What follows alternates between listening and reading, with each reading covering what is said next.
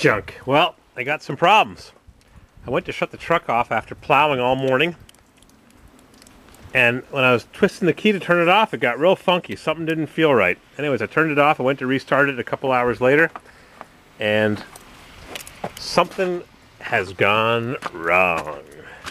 Houston, we have some carrots. I got the key turned forward.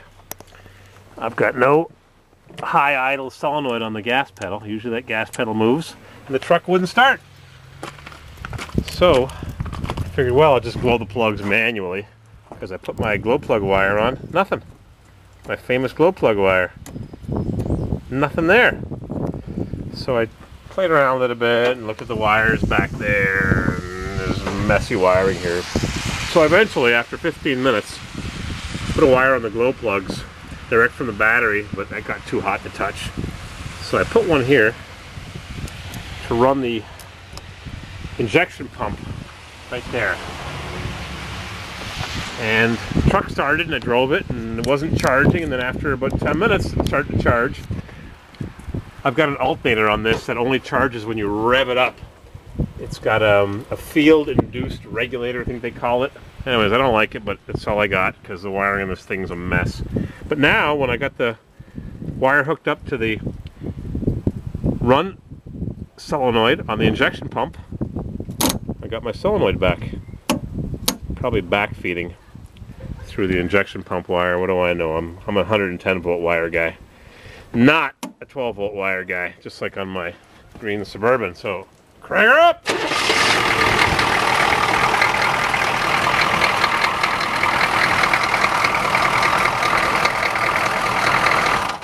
See? Won't stay running. So it could be my ignition switch under the dash on top of the steering column. Don't know. Like I said, I went to turn the ignition off and the switch felt all screwed up. So it is on top of the steering column. There's a dimmer switch right there. See that? That's the dimmer switch. The ignition switch is right on top. So you gotta drop the steering column. Not a big problem. But it's kind of chilly today, so I'm not doing it. I've got to go to one more memorial service for that young girl that died. Boy, oh boy. It's just tragic. 28-year-old girl. Nicest girl in the world. Pretty girl, successful. Let's see if I got any charge here when I rev it up.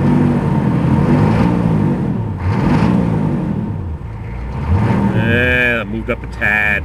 That's what I did earlier, and after about a half an hour of plowing, all of a sudden the gauge was back up above 13, so I don't know.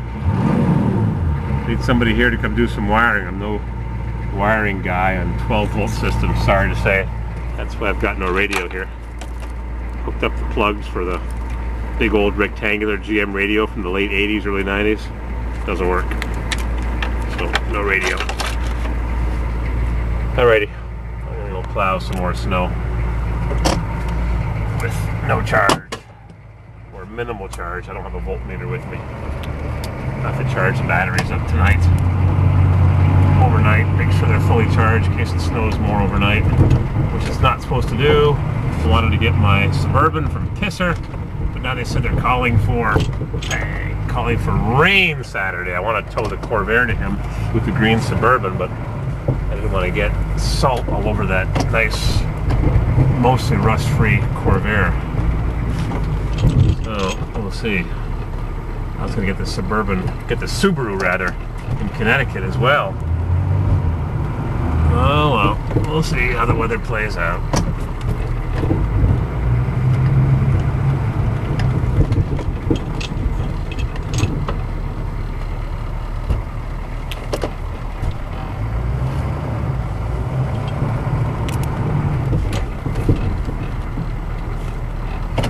Alright, that's it. Am I charging?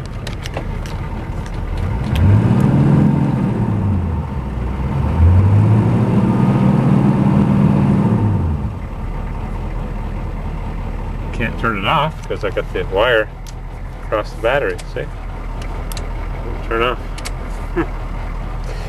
Alright, the mystery. Probably the ignition switch. We'll fix her up.